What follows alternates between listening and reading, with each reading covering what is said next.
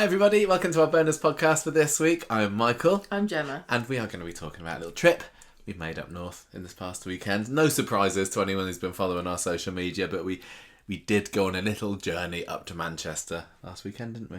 We did. We did. We weren't just camping, as we talked about on last week's podcast. Now, if you're watching this on YouTube, or listening to this on YouTube, there ain't no video version of this, unfortunately. This is an audio-only podcast, and I'm sorry for anybody that was looking out with this and hoping to see a load of pictures and videos and everything like that to go along with it. We just didn't get many, did we? And I wasn't very good about... No. I wouldn't say it was that. I've got some footage, you just... There is some footage, just a lot of it is kind of like walking along things, and well, that's what you do. It's not particularly the most interesting of footage, but hopefully it'll still be interesting to hear about. And the main reason for our trip was to go and see Sue Devaney on stage, and we weren't really allowed to, or we didn't think it felt right to be taking loads of footage and pictures there anyway, and that's what everyone wants to see. You have to use your imagination. Tell us what we did.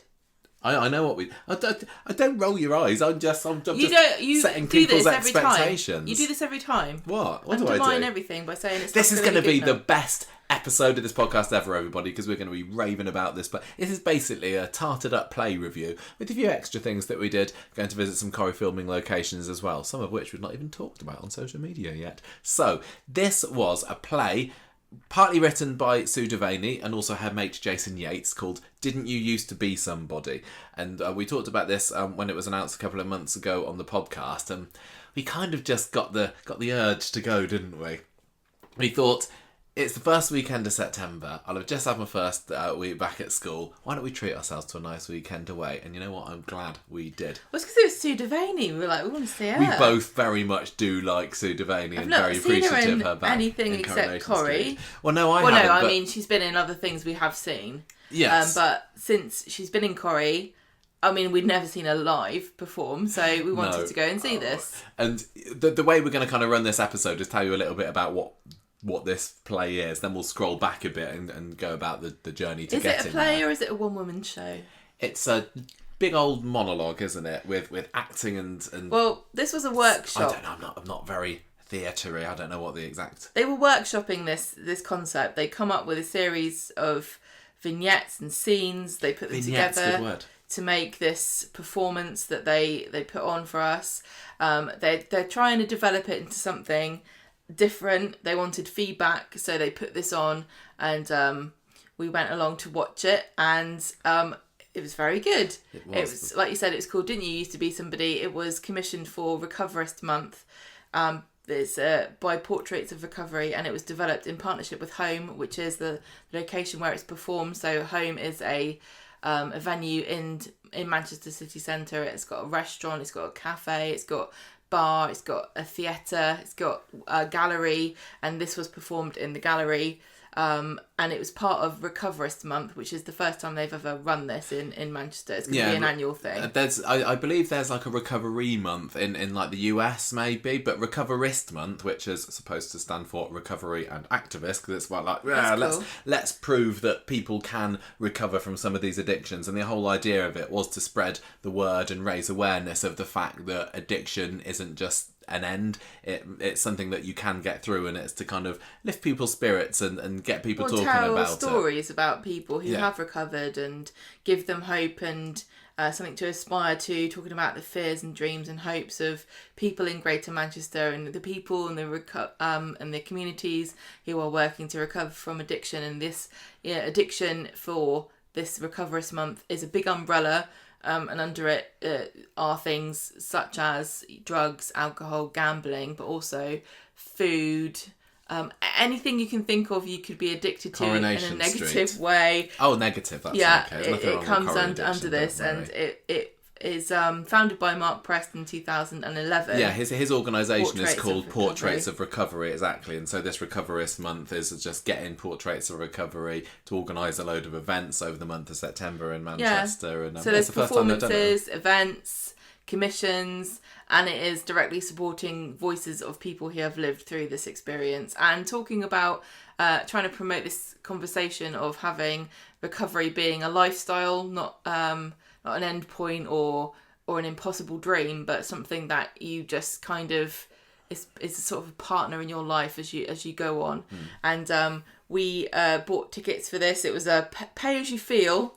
Even then, it was like you could pay £2, £5, £10, or whatever you wanted. We paid whatever the highest band was, plus some. We donated a bit. That's a little tip more for Sue because Devaney. it felt like a bit like we could be cheeky, but I think we could. It was well worth the price. Well, it wasn't expensive for the highest band, was it? So this play was written by Sue and Jason, and it was developed. They were co-developed together, and like it was kind of like a peek into a development process, wasn't it? That they certainly didn't present this as a finished product for everybody. No. And as they performed it, the people there was lots of different people in the audience. There were people who felt this on a very deep level. There were people who were at a very advanced stage in recovery. There are people who maybe were in denial about whether they needed recovery or not. There were people who hadn't really thought about it but suddenly felt touched by what they saw. There were people who were in the industry who were there to support Sue. There were us. There were us doing whatever we did there. Sitting there. And it was quite a lot of people in there. We'll get there later. So that's the main reason that we went. Yeah. But there were lots of other bonuses for us there as well. For example, our lovely camping trip. Now, if you were listening to the podcast a couple of weeks ago, you remember that we went camping. What was it? It was only 2 weeks ago, wasn't it? And we got absolutely rained and drowned out, and we had a leaky tent and everything. It was 2.5 weeks ago. We had a different tent this time. It was very small. It was like a teepee tent we take up there, wasn't it? But completely waterproof. We tested it beforehand, but it didn't really rain. It rained a little bit. But we were, in the middle of a massive heat wave. I think we're coming to the end of it now in the UK. Luckily for Gemma, and we just thought it'd be a nice, and it's like this tent takes 8 minutes to put up, so we thought we'd give it a go. So basically, Friday after school, Gemma, I was taken into school by someone else. Gemma had the car all day, spent most of the day getting ready, didn't you, tidying the house and stuff, and then we had packing. And then we had, how long was it? Like 3.5, 4 hour drive up to, where did we park? We parked. Sorry, Campermean, Cheshire? No, not Cheshire. No. Staffordshire. My plan. Okay, and you didn't know this was my plan. Last time we went camping, we camped in Pluckley, which is Southampton, which is England's most haunted village. Yes. This time we camped near Cannock Chase, which is England's most haunted town. Right. That's why I had that book called Ghost of Cannock Chase. But we didn't go there. We didn't actually go anywhere near it. Well, we were kind of near it in the end, but not as near as I thought we would be. So maybe that's why there were so many scary noises at night. Could be. Cannock Chase. It's full of black-eyed children. It was flipping scary getting there because we were, we left straight after school, but it was a long drive for us. And as we were getting close, there was a beautiful sunset on the horizon. We need to get there on time. Because obviously, when you're camping, tent up in the dark. You've got to put everything out, and we didn't want to. Number one, we didn't want to not be able to see what we were doing, and number two, didn't want to disturb everybody else. And number three, we had a window. We had to arrive before 9 p.m. Because that was when they saw the cut-off point of them accepting people coming in, and I didn't want to go over that. So we were sort of getting to like 9 o'clock and we were nearly there. We couldn't find it. Couldn't find it anywhere. I was driving, Gemma was navigating. I was panicking. Getting a little bit panicky. Freaking out. I was looking at the map. I couldn't find it. It was supposed to be on this road. This was the longest road in England. And it wasn't like a logical road at all. It was like just a line that somebody drew with their finger across the countryside. And it had junctions where you went left, right, up, down. It wasn't a normal road. And there was potholes. It was a country road. There was trees growing over bits. It was like a Stephen King parts that novel. got narrower and narrower. It really did. We were proper out in the sticks, and I'm wondering whether we'd actually ever find where we were aiming for. At one point, it was literally just a dark path. It didn't even look like a road. It looked like no signs anywhere. Footpath with hedges and trees growing down, and you couldn't drive more than 5 miles an hour because you'd wreck the suspension. So. But we found it in the end. Phoned up the farmer because it was basically a driveway into a farm, wasn't it? There were a couple of other campers there. You had to phone him up, and he was like, "Oh well, it's a bit dark now, isn't it?" Yeah, it's a bit bloody dark. We didn't plan this, so we did. Look. Well, no, we didn't plan to arrive after dark. How quickly can you get from Southampton to somewhere that's 4 hours away? It takes you 4 hours. 4 hours, yeah. We barely even stopped, did we? I emailed him immediately after we booked it to tell him when we would get there, and he didn't. He texted me the day before, going, "When are you getting it?" I was like, When we I said told we'd you... get there between 8 and 9, and it eventually was about 8:15, wasn't it? But it was very dark. No, it was about 7:30. Oh, was it? Okay, so we got in. We somehow managed to find our pitch. You went out and shone around in the dark, didn't you? Yeah, you told us what the number was. We put the stuff. The tent, it was only a small one. Like I say, it only took about 8 to 10 minutes to put up, and there were midges all over the place. It was awful. I've never been anywhere infested. Like this. So because it was dark... We got to the Corrie stuff soon, I promise. I had a headlamp on, and obviously, as soon as I put my headlamp on, all of the midges went, "That's cool. I love that headlamp," and started flying in my face. Yeah. So as I was walking around trying to hammer in these tent pegs, I was getting mouthful. I got a mouthful of flies at one point, and it didn't take very long, but it was just really nerve-wracking. Eventually, I mean, we got our chairs out, we had a sit. I did my Corrie emojis for the next day because I still wanted to get those out on Saturday Luckily, morning. I didn't plan anything elaborate for dinner. We had some sandwiches from Pret a Manger, and it was... Anyway, it was a pleasant evening. I slept. It rained a bit overnight. Oh, that was fantastic. And we got off and went the next morning. It was cold for the first time in ages. Yeah. So that was okay. Saturday morning, the plan was we weren't going to go straight to Manchester, but stop off at Morley Tea Rooms on the way. And this is in Wilmslow, and its Corrie link is that it's owned by Emma Gleave, who's the wife of Simon Gregson, plays Steve McDonald on the street. So we'd heard about this a couple of months ago, maybe, or maybe it was last year, because it's been open almost a year. Oh yeah, it was in the press about a year ago, wasn't it? She took over it last October. It's basically, it was like a converted shack kind of thing that's on the side of a nursery. Me, it's not a shack. It's like a bijou little summer house. It's lovely. Sorry, that maybe sounds makes it sound not as nice as it was. Beautiful garlands of fat flowers and. Yeah, it's very pretty. Yeah, it was in the press last year with saying, "Oh look, Simon Gregson's wife," and sometimes he's there as well. And we went along, we weren't expecting to see Simon Gregson. We didn't. Spoiler alert. But we thought, well, it's a Corrie link, isn't it? We'll put it on the map. We'll support it. We put it on the map, and we go somewhere we can talk about, so we can put through expenses. Yeah, we got there, and they had the car park, and they had. They had special car parking spaces for everyone, and we saw Simon Gregson's wife's car park, and later her car, very swish, I have to say. Yeah, so we knew it was her. Yeah. It's in a nursery. Not a baby nursery. When I say nursery, I'm always talking about plants. So it wasn't extensive.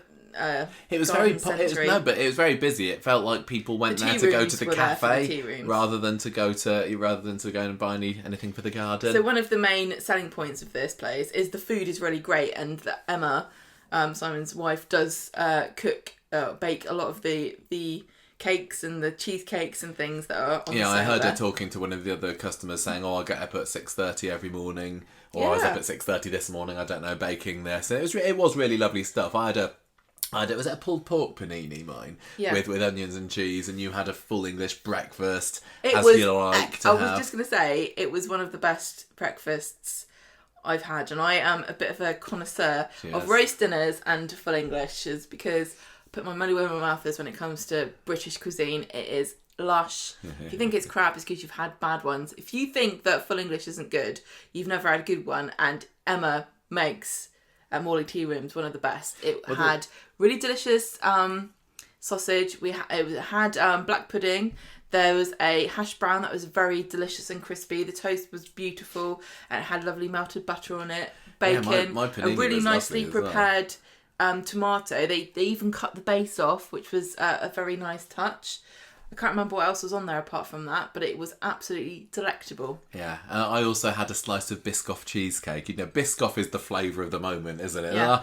First it was salted caramel, and now everything is Biscoff. If you don't know what Biscoff is, it's also speculoos. Yes, caramelised biscuit, but yeah. All very, very nice. You spoke. I didn't speak to Emma. I went off to the loo at one point, and you ended up talking. Well, she went. You went off, and she came over, and Emma came over, and she was saying, "Is everything all right?" And I said, I do a podcast, and we came up for say hello. It was really good food. So she knew who. She was like, we were there for. That's interesting. She didn't. Yeah, from what I hear, she didn't seem like. Who would be impressed? Tell me what you like about my husband's character. Well, I told him that we'd met him once, and you did. He went, hey, like that to us when we was going into the loo, and she went, that sounds like Simon. Yeah, we did see Simon Gregson going into a toilet once. I mean, that's what a line to lead with when you're talking to his wife. Saw your husband in a toilet. Anyway, she was really friendly. The whole place was great. It was very hot. It's worth going. I mean, don't go expecting to see Simon Gregson. Apparently, he helps out occasionally, but not very often. But if you want to have an extra tangentially Corrie-related stop on your trip, then go ahead and go. Well, yeah. I mean, normally tea rooms, they're okay. They're okay. The food is fine, but this is like one of the best tea rooms we've ever been to, and their main meals are really good. They've got like club sandwiches, burgers, salad sandwiches, cakes. They have the breakfast menu, which I think is pretty good. I'm just trying to see if I can see. Yeah, they've got. They also do apparently a really nice smashed avocado on sourdough. All the paninis, toasties, jack-up potatoes. Can you tell Gemma likes her food?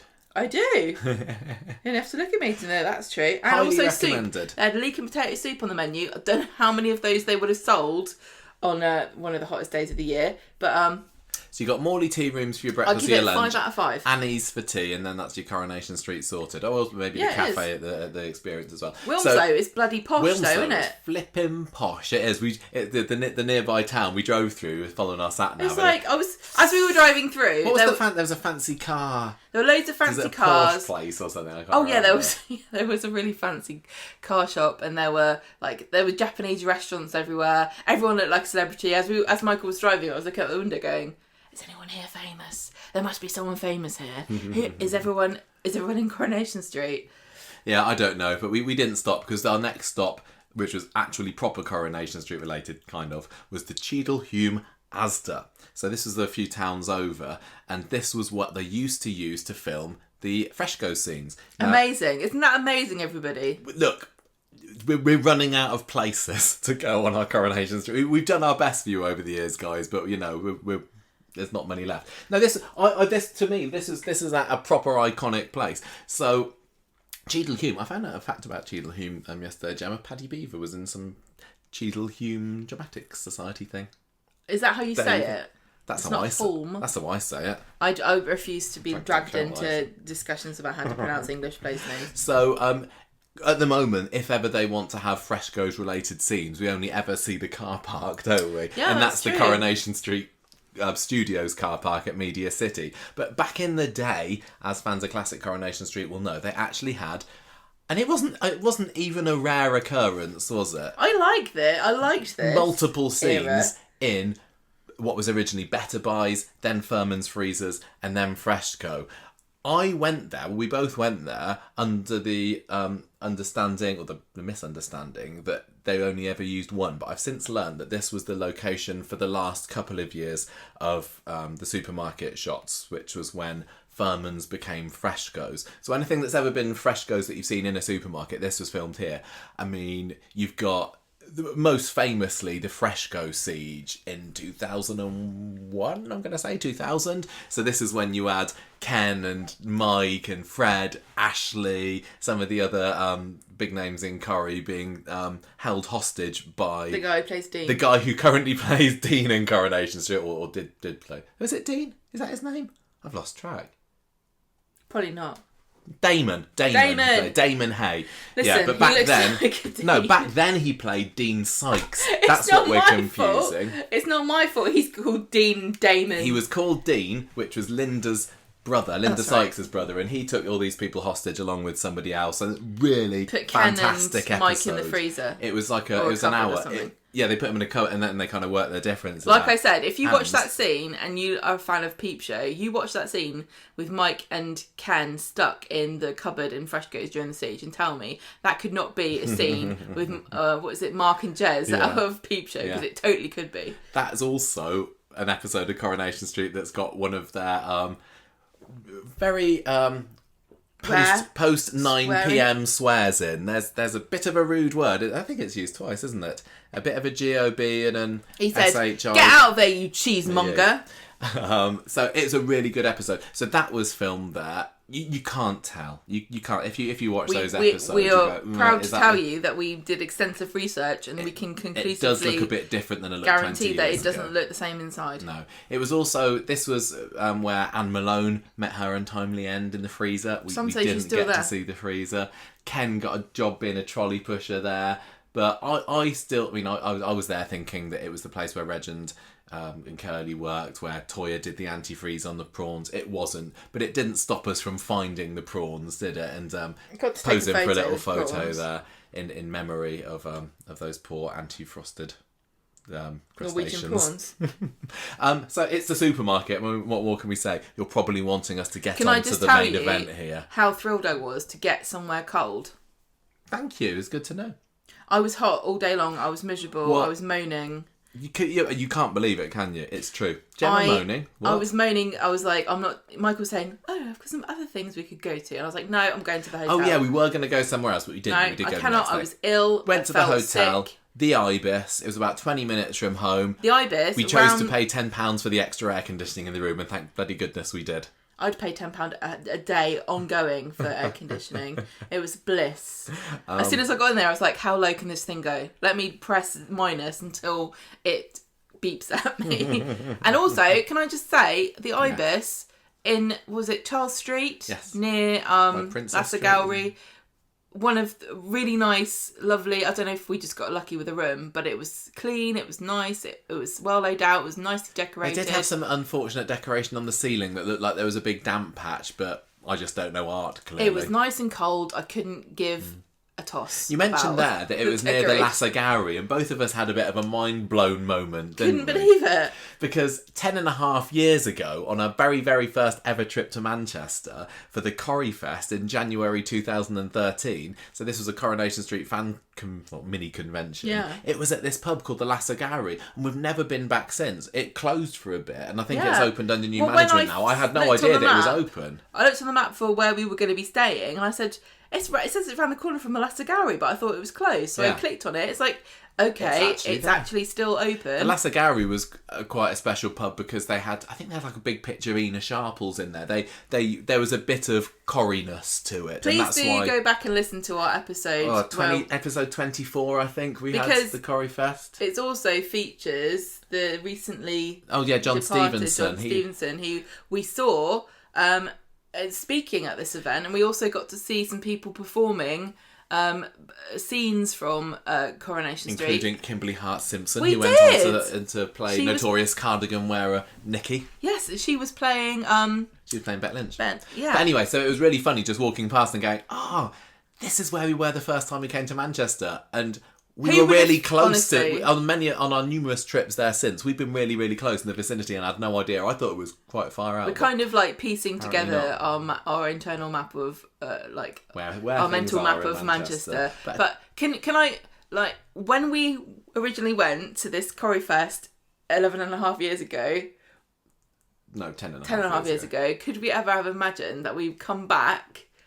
I know. All this time later, to be able to get put up in the hotel. Because when we went the first time, we literally had to stay at your parents' house in Coventry, and we had to drive back. We couldn't even watch the whole thing because we had to drive back and then go back to Southampton. Thanks to our patrons and all the support that everybody who's listened has given us over the last 10.5 years, we've come back all this time later to be able to stay in a hotel that we didn't have to pay for. And we also got to go and meet Sue, and we got to hang out with all these people that we only met because of the podcast, all these lovely people we're going to talk about in a second. And I just I feel so privileged and happy, and it's really down to you guys who are listening. Thank you very much. Thanks. When we bought the tickets a month and a half or so ago, we texted Georgia Taylor, who plays Toyah, obviously. That's right, Toyah. And she'd already wanted. We said, we're thinking of coming for a day. Are you around? And she was like, "Yeah, brilliant. I've already got tickets for this. I want to go." So that was great. And so her and Charlie DeMello were going to go along together. So we thought, brilliant. We'll meet up with you there. So unfortunately, Charlie couldn't make it on the night because he was performing on stage with the likes of oh my gosh, we got Mark Gatiss and Toby Haddock in the Quatermass experiments, but we still went along anyway. Like, to meet Georgia I didn't know that was going to be a dilemma about which one I could go to, but we'd already bought tickets for this one and we couldn't let everybody down. We wanted to see Sue, so we went to see this, and we walked from our hotel to home, which is where the venue. We had some nice dinner. It was still so hot. I was expecting it to be a bit cooler inside, but they don't have air conditioning in home. No. Not like the Ibis. Well. I'm sorry, I'm just a 5-star gal now. So when we got there, Georgia was already waiting for us. Well, waiting. And so we went up to the top floor and we had a nice dinner together. I think it's the top floor. The next floor up. And I had a fried chicken thing. I couldn't decide what to have. I was going to have that or I was going to have a pizza. And Georgia told me I should have a fried chicken thing. And she told me I needed to have an extra serving of gravy on the side. Nice. I'm glad that I took her recommendation. I wish I'd tried that. I was too hot to enjoy anything. You had this massive salad bowl, didn't you? You don't have a big appetite. And this was a mighty bowl. I thought, okay, I'll just have something light because I'm really hot, I'm not really hungry, and I also have not had or seen a vegetable for about a week, so I thought I'd have a salad, and it came in a giant bowl, a Buddha bowl, and it was just too much, and I had Greek chicken. It was really delicious, but I could have done with about a quarter of how much they gave me. Yeah, but anyway, it was all very lovely, and while we were sitting waiting there, we had our next Coronation Street cast member spot, and this is quite a big one for us. Oh yeah, this is the one we've teased on social media because this is really exciting. We said it was a current Corrie legend. It was Dr. Gaddis. Yes, Dr. Gaddis, Christine Mackie, was also eating in the place that we were eating. Was it me who saw her? I think so, yeah. Because I'm staring around, and then suddenly this goddess walks across the floor, and I can see beautiful hair and an elegant face and a gorgeous figure and a lovely stately glide as she walked across. And I said, Dr. Gaddis has come. She's here. We didn't get a chance to speak to Dr. Gaddis. She had grey hair again, and again, yet again, it was a different hairstyle. This woman is a chameleon. I tell you what, I know that she works in Corrie, and I know that she does other acting jobs, but I'm sure that her main gig is posing for pictures. You know those pictures where you go to a hairdresser and there's all these gorgeous pictures of hair and you're like, I want to look like that. And then when they do it, you just look like yourself with terrible hair. Yeah. But she's the model for all the amazing haircuts. So she was sitting down next to someone else who had their back to us, who was also a woman with like this very stylish grey hair. Steel grey hair. And a really beautiful big orange blouse, very fashionable. We couldn't tell again, who it a was. really, really great posture, looked quite, what's the word? Elegant. So we were kind of peering around to see who Christine was eating dinner with, and then Georgia said, who might I add could only see her from behind. Georgia said, "Oh, is that Maureen Lipman?" It wasn't Maureen Lipman. We'll tell you. But we were both like, Is it? And I was like, I don't think it is. I think we saw her face on the. I don't think it's Maureen. But then I kept doubting myself. Yeah, I was like, it looks. Throughout the whole of the meal, we're kind of having a peer to see, is this actually Maureen Lipman that Christine Mackie was having dinner was? And I was like, I would recognise her, but it wasn't. We find out later. Yes, that's right. Michael sees the side of her face and thinks, I might have recognised her. Yeah, eventually we found out that it absolutely confirmed it was not Maureen Lipman, but I recognise that face. Who is that? I know, I've seen her before. Spoiler alert, I couldn't we figure find out it later. We'll find out later. But because, as we said, Charlie didn't come, there was a spare ticket, so Georgia had asked who wanted to come, and Tanisha Corrie wanted to watch it, so she came and took the ticket, so we got to meet her, and also Jane Danson, Tanisha, who plays Asha, and Jane Danson, who plays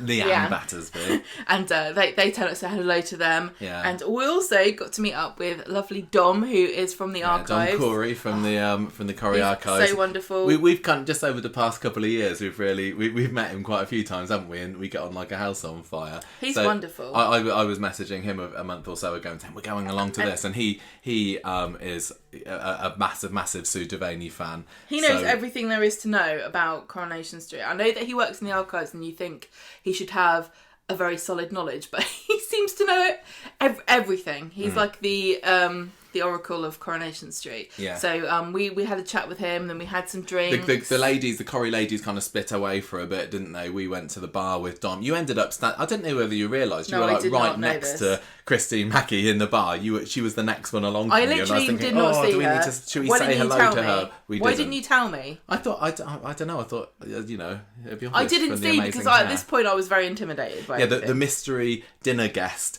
with her was still hanging around as well, and so Dom says, I know who it is. I'll tell you in a minute. So when we got away, he said, that's Judy Holt. Like who? you know, the one that electrocuted herself with the toaster in the sink. Leslie Kershaw. Dirty cheese on toast. So this is a proper podcast legend, isn't it? I mean, dirty cheese on toast has become a little bit of a meme in Conversation Street over the years. So if you remember the scene, Leslie Kershaw, who had, I don't think she even says dirty. I don't even think she did. She developed early onset. It's like Alzheimer's. Play It Again, Sam. Never happened in Casablanca. And she was making cheese on toast, and she put the toaster in the sink, and she zapped herself. This is going back 11 years, I think. But she was also, we've seen her in other things beforehand as well. She's great. She was brilliant. Well, I really want to go and speak to this lady and say, do you know your dirty cheese on toast? No. But we didn't. So we were there chatting. A couple of other Coronation Street people arrived. Jane Hazelgrove turned up, who plays Bernie. Lisa George, who plays Beth. And I think that was it in terms of Corrie folks, wasn't it? There's quite a lot of people in the audience who were from Corrie to support Sue, which was really nice. We said some polite hellos to Jane and Lisa, but we'd never met before, and we said, let's see who we are and everything, and off they went. Jane Hazelgrove's seen us before.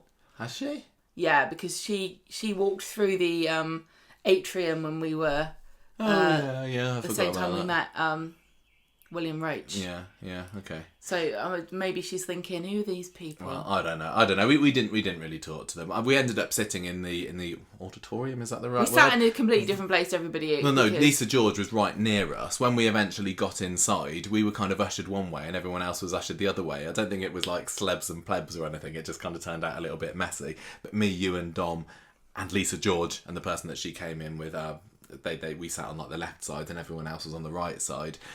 We met up again afterwards. It was so now we can talk about the actual main event of this, which is didn't you used to be somebody? So there was like, it was like a school assembly in a way, wasn't it? Just like chairs lining up around a stage area.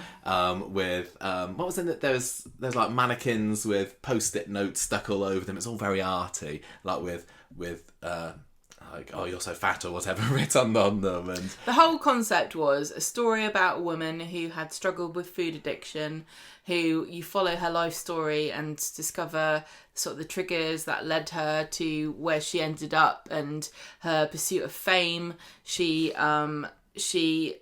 called Jessie Jackson, and she was bullied at school. She joined Weight Watchers, and she moved to London. She lived with her aunt, and she sort of had this pursuit of fame. She really wanted to be somebody, and she auditioned at one point to get into Steps, and she ended up on a reality television show. I don't want to do too much of a spoiler of the plot, just in case they're, as we said at the beginning, they're developing it, and so they performed this piece, and it was incredibly powerful. There was a very intense ending scene, which I won't go into, but it was very touching and moving and raw and emotional. And when they'd finished, there was a section for a Q&A, and lots of people who were in the audience very opened up and were quite receptive and responsive and gave their own backstories and life experiences, and told Sue and the group who had put this on how they felt that it reflected their own struggle. And it was almost all women who responded. I don't think a man spoke up. I think it was mostly women who watched it too, because obviously although men can struggle too, weight and food can be quite a big issue for women. And so the fact that this story was about food addiction and somebody struggling with their weight and Weight Watchers and things, lots of women responded, and like I said, it was incredibly touching and quite moving to hear people's stories. It really was. It wasn't. I don't want to talk necessarily about what I specific, expected because it was private. the play and then a Q&A, and I didn't know whether it was going to be Q&A about the whole addiction side of things or whether it would be about how'd you get into acting, that kind of. But it was very much all. It very much felt like a recovery meeting with people who had wanted to share very vulnerable, private things.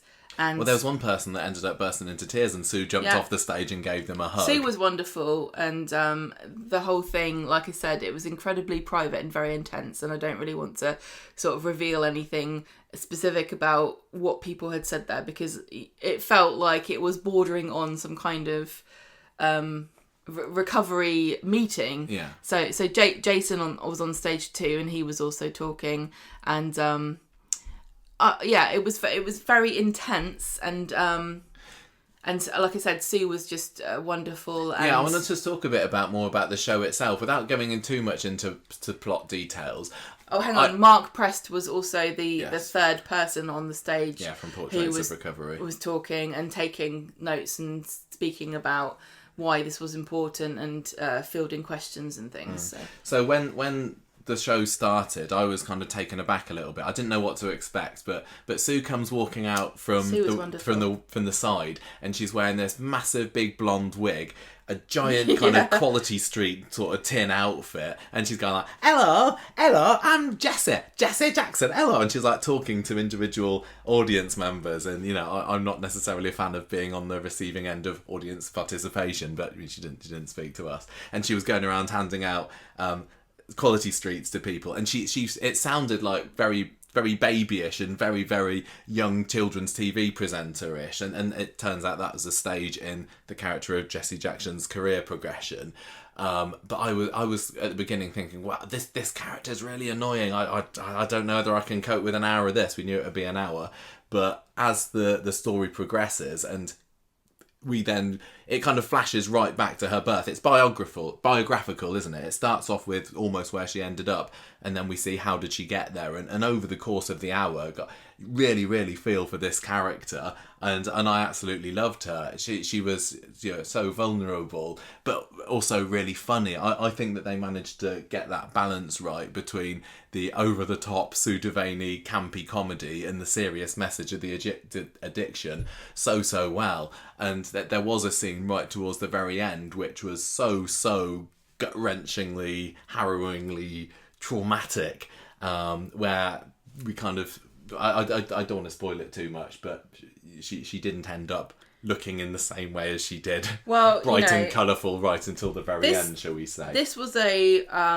showcase of Sue Devaney's talents. She went from cabaret singing, dancing, energetic, to very intensely personal and vulnerable and honest and raw, and it was an intense watch for sure. Really, really was. I didn't want it to end when it did, and my mind was changed so much during it. Like, I started off thinking, crikey, what on earth is this? So by the time it ended, I was like, oh no, I want to know more. I want to find out more about Jessie. And over the course of the Q&A, we hear about the fact that it could have been longer, and there were scenes that were cut out, and they'd obviously workshopped the entire life story of this character in far more depth than we actually get to see in this 1 hour vignette of her life. And I really want to know where they're going to take this. I think it's fascinating. As somebody who went there really quite enjoying Debbie Webster as a character and just hoping that we would get some of that brilliance and campiness in Sue's performance here, I was absolutely not left disappointed. Sue Devaney is just an incredibly powerful, energetic, charismatic actress, and I just think I can't say enough. Such brilliant range, like you said. Yeah. And about how wonderful she is. At the very end of the Q&A, Jane Hazelgrove, I think she was the last person with her hand up, and just like, you know what, Sue, I think you're fantastic, didn't she? She was just and then there was just a massive outpouring of love and respect for this actress who, I don't know how they do it. Standing on a stage for an hour where you're the only performer. She'd already done a technical run through and the the dress rehearsal, and then she performed this. Yeah, well, there was a part where Jason does a voiceover, doesn't he? Because when she's on the reality TV program, there's a Big Brother kind of character, and he's there because we were in the back row, and he was just behind us speaking into the microphone, and this kind of voice of God was booming into the auditorium. And it's a really interesting really, story, really and good. it touches on lots of different themes. The one thing I hope they don't do is kind of muddy the waters with too many themes that aren't just about addiction, because the whole reality TV show, the way that they portrayed it showed how that kind of preys on a vulnerable person and takes advantage of their weakness and sort of exploits that for television. But it definitely feels like there would be a temptation to sort of turn it into something that's more of a commentary about the pursuit of fame, because that was also a really big theme, wasn't it? But it wasn't about that. No. And so I found it they did a good balancing act, I thought. I definitely enjoyed it. We weren't the only ones as well, because there were some people in the street outside who were watching through the window. It was like being in an aquarium. It really felt like a big old whale. Yeah, there were people walking along, and some of them were stopping to have a look for a minute or two. Some of them just stopped, saw what was going on, and went and moved on. There was one part where the audience were all round of applause at something that was going on stage. And then these people out on the street started clapping too, and they hadn't even got any idea what they were clapping. But I think it was Dom that said he was really worried at one point that people would start rapping on the windows. Well, she was magnetic. Sue was magnetic. You don't even have to hear what she's saying to sort of be entranced by her. She's bewitching. So the whole thing in the auditorium was an hour and a half or so, I think. And then we kind of started moving back to the bar. Jane Danson had gone at that point. Lisa George seemed to head off quite quickly, but I think everyone else stuck around a bit. Oh, Tanisha needed to get off quite quickly, didn't she? Tanisha had to go to get an Uber, so Georgia and I had to accompany her to make sure. Well, Georgia said, I'll go with you. And I was like, well, I've got to go with you because then you'll come back by yourself. So we all have to go in a big chain. All the girls went off to help Tanisha get her Uber. Uber. When you go up a mountain, you'll have to go in like a big row and attach yourself by ropes. Otherwise, somebody might get eaten by by Bigfoot. So but luckily that didn't happen. I stayed back at the bar with Dom, and we talked man stuff. What did you talk about? I don't know, Corrie probably. I'm gonna say really manly. Yeah. Or then eventually, you weren't away for too long, 10 minutes or so. You came back. We had a final drink, me, you, Dom, and Georgia, and then I think Jane Hazelgrove was milling around a little bit, but then we were waiting to see if Sue would come back. We wanted to congratulate her on it and on the performance, and eventually she came out. And I thought, did you see that she gave us little box of Quality Streets from the play to some people who were waiting there in the bar? That was lovely, and we queued and we took our turns just with it was Jane, it was Georgia, and some of the other people who knew Sue wanted to say well done, and then we were introduced. I mean, I'd already spoken to Sue on the podcast a couple of years ago, and she said, oh yeah, I remember. And we said, oh, we've come all the way from Southampton to see you. She was really happy and glowing, wasn't she? She really, I mean, no, not a surprise. I mean, this is, she put her heart and soul into this, and it went down so well with the crowds. No wonder she was probably walking on air. So we talked for a little bit, and I said to you, "Oh, get a picture of us." Yeah. So me and Sue got a photo together. Sue was thrilled with that. Sure, she was. She was like, and I'm surprised she's not asked for a copy. I finally got what I wanted out of this. I don't need to do this anymore. Now I've got my photo with Michael. Yeah. And then kind of, people dispersed. There was still, I can't remember whether Christine Mackie was there at the time, but Judy Holt was still there, and I was like, at this point, I really want to say that you were great as Leslie Kershaw on Corrie. I was just super overwhelmed with everything, because I'm not very... You're not very good at being around. I've got a lot of anxiety about... No, it's not just people off the telly. Generally. It's just in general, because I'm an idiot. I don't mind people off telly. It's not because they're off the telly. Normal. I know you've got this weird thing. If it's people from Corrie, it's like, fine, I'll schmooze. But just general people, like colleagues and friends and everything, it just gives me massive anxiety. Can I tell the story about the gift bag, or do you think we should not say it? You can if you want. Okay, because I don't think Charlie's going to hear this, but if he is listening, you know who you are. Stop him from listening to this bit. So I was taking photos, and we had brought Charlie D'Amelio, who played Imran, his birthday gift in a bag to give to Georgia, to give to him later. And then I was kind of moving it from hand to hand, and Sue, as I was taking a photo, she kind of saw it and she thought I was kind of like presenting her with a gift. It was really awkward because I was like, I didn't notice this at all. I was like, oh no, it's this is for Charlie. Sorry. And then I was like saying to you, imagine if she got home and she opened this gift bag, because inside it, this is why you shouldn't don't say what it is. No, this is why you shouldn't let Charlie listen. Okay. Inside of it, it's a totally inappropriate gift to give to somebody who's just done a story about, like a performance about food addiction. There was a recipe book and a meat thermometer. Can you imagine Charlie will love it, if you got home and, she already got showered with roses, didn't she, Sue, when she performed this? Oh yeah, I forgot that. And then when she gets home, she's like, oh, what else did my fans gift me? Yeah. A meat thermometer. Why would I want this? Yeah. But anyway, Sue, if you do want a meat thermometer, we'll send you one. Yeah, we'll it's fine. Hit you up with one. I don't think you do, but if you do, let me know. Well, Jane Hazelgrove ended up heading off. I think she kind of came up and said, "Oh, nice to meet you," and that was about it. Judy Holt still didn't speak to, and maybe I'll end up regretting this. I missed my chance to see the dirty cheese on toast. No. What? You can't call her that. That's what we call her on the But anyway, one day, I feel like one day we will get to talk to Christine Mack, who plays Dr. Gaddis. So. I was just thrilled to be in the presence of such greatness. Is it one of those things where you never meet your idols? Yeah.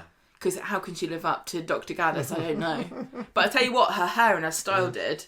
Absolutely. I imagine that they don't have to do anything. When she turns up at the studio, they just say, wonderful, go straight in. So then we went back to the hotel, woke up the next day. Went back to the hotel, laid about, enjoying the beautiful, cool... air-conditioned ambience. Oh, it was wonderful. And then we got up, we went to a Korean supermarket around the corner, and it was like going into the gates of hell, because it was so hot in there. I was traumatised, wasn't I? I kept talking to you about how hot it was. Yeah. And I was a bit bummed out because I really wanted to look around there, but I couldn't stay in there very long. Then we had lunch. Yeah, we went to Yum Cha. If you're in Manchester and you've not been to that really place, nice. it's a really nice dim sum and Asian food place. Really highly recommended by Michael and I. It's by Canal Street. Yes. Very, very. Yeah, we walked down Canal Street, didn't we? Yeah, we saw a cat wearing a harness. Oh yeah, someone was taking the cat for a walk. That was nice. Manchester, eh? But I wanted to go to one of the Coronation Street stop-off point, and it turned into two in the end that were actually on our route back. First one, they were literally, a 30-second walk from each other, weren't they? Yeah. So the first one we got to was the place where Alison Webster had her final scenes, by which we mean she walked in front of a lorry and got splattered back in, when was that? Late 90s, early 2000s? And as you all know, we love things like that. So, it was 2000, wasn't it? Because it was after Bethany was born. Alison lost a child to strep B infection, I think, and kind of had a bit of a breakdown, stole Bethany, went outside this place, which is now the Betty and Butch dog store in Chorlton. It's right opposite a big graveyard, isn't it? And so we there wasn't anything to see, but, Alison Webster had stood there and Kevin Webster had stood there, so we also stood there. And then just down the road from that, you got Collins the florist, and this is the place that they used to use for Maggie's flowers, Maggie Redman's flowers in the early 90s. This is where Tracy Barlow learned to be a florist, isn't it? Back when she was played by Dawn Acton, this is where they had those scenes, and even to this day, Coronation Street use Collins the florist to get their floral arrangements. So I think that was a pretty decent Coronation Street link there. We walked there, we'd taken a few pictures or screenshots of Maggie's florist scenes beforehand, so we go, oh yeah, we can't kind of recognise it. What did we buy? We bought a little wreath for your mum. I bought a wreath and a felt pumpkin on a stick for you. For my dad, and a Halloween decor item. Yeah. And we talked to there were two people working there, and it seemed like they'd been there for a long time, so we said, is it right that Coronation Street get the flowers here? And somebody came out of the book and said, oh yes they do. That's right. That's right. The back, they weren't incredibly forthcoming, because I think that they told us that they they do a lot of stuff where they're not allowed to talk about it, and I think that they quite rightly thought to themselves, I'm not going to give too much away here, because we might Won't Yeah, get because ourselves in you trouble. were asking all like, what's your favourite arrangement that you've done, and they said, I don't really know. We've done lots of funerals and weddings and christenings and things, but then we said, didn't they used to film here as well, 30 years ago? And that's when they showed us a shelf up by the till that had a picture of Dawn Acton, who played Tracy back in the day, and I can't remember what her name was, the actress who played Maggie Redman, still posing there. So this was like this 30-year-old, fairly dog-eared, tatty photo, wasn't it? But it was great. It was wonderful. There's a little bit of Coronation Street memorabilia that we took a picture of, and we put that on our socials as well. They told us that they do, like you said, the funeral and wedding flowers, but they also do flowers for the interior of the set sometimes, which can be challenging because if different directors are working on the same sort of episode, or this continuity where you have to maintain the look of something, that can be quite hard. And I think the trigger was when I asked them about, do you ever have any kind of spoilers that you know about that you have to keep quiet? And they were like, yeah, we're not allowed to say. They film it three months in advance, and we do all the stuff, and we can't talk about it. So I'm wondering if there might be some funerals coming up. Oh, maybe. That they have, they're like, don't tell the press about the funerals. So good for them. Well done. Collins the florist. I really liked that they had some really cool stuff in their shop, actually. Yeah, it was nice. All of these places that we've spoken about today for Corrie filming locations are on our Coronation Street map. So if you go onto our blog, you can find the map that we put together, the Google map a few weeks ago. So if you want to visit them yourself, you can. Don't think I've got Emma's Cafe on there yet. I might add that one. But everything else is there. Should you, should this tickle your fancy and go, yes, I really must visit a supermarket because I love it. Because I just want to bask in the glory of all things Coronation Street. Do not terrorise prawns. No, exactly. And that's it. So it was a lovely weekend, wasn't it? Leaving school after school on Friday, we got back late on Sunday, so it was a real packed weekend. But it was just really nice to go away with you and get to see some people, see this magnificent show. Yeah, get to meet. I never met. Have I met? I saw Sue once. I don't think I. Did I say hello to her? It was at Millie's leaving do. Oh yeah, we did. We I saw think I did say Millie hello Gibson's to her. leaving do last year. We said hello. I think maybe Shelley King might have introduced us. Yeah, to Shelley King. It was a quick one, so we got a bit more time with her. On our way back, when we were driving back home, and this is a 4-hour journey that takes about 5 hours because you have to stop to swap drivers at the very least. And I did look quickly to see how much it would cost to take a helicopter more directly, because I feel like that would save a lot of time. But money. We do need more patrons for that. So if you are listening, you're not a patron member, consider signing up. And then we might just helicopter up to Manchester. Do you know what? At the drop of a hat. I told you this though, Michael. I reckon it would actually be cheaper in this stupid country that we live in. God bless it, but my God, I think it would be cheaper for us to take a plane to Manchester and then a coach back than it would be to go on a train. Yeah, probably. Because the trains in this country are so expensive, but we can get a flight from Southampton Airport, which is not that far away from here, to Manchester. But the hilarious thing is, it goes through Ireland. Yeah, it goes via Dublin. It goes either through Ireland or Northern Ireland. So maybe we'll. Like we said before, Coronation Street needs to do some filming in Ireland so we can have an excuse to have a little holiday there as well. Right, I think we will end it there. I hope you enjoyed that, everybody. I know there was low-key Corrie things that we saw around the main event of Sue's show. We didn't want to give away too many spoilers of it because maybe this will come out and you'll be able to see it yourselves one day. But if you get the chance, it really is worth it. I kind of went there thinking, it's Sue Devaney in a show, that should be fun, that's a good excuse to go. Loved but it. Came out She's thinking, great. Wow, I was absolutely blown away by it. It was magnificent. She was incredibly sincere, and it meant a lot to her too to do this show. So yeah, it's good stuff. So maybe one day we can do like a because we've got our map of all of the locations. How many have we got now?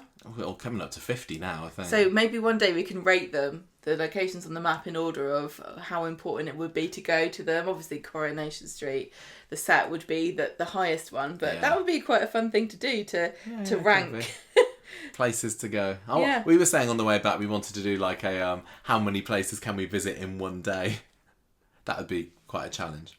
Anyway, we need to go. You need to stop listening. We need to have our tea. So thank you, everybody. Hope you enjoyed that. And thank you, Gemma, for having a lovely weekend with me. So Gemma's just texting her mum at the moment. So on her behalf, I'm going to say goodbye. And goodbye from me. I'm quoting the importance of being earnest to my mum, who's watching a match between Scotland and England. Right, goodbye, everybody. The music. Au revoir.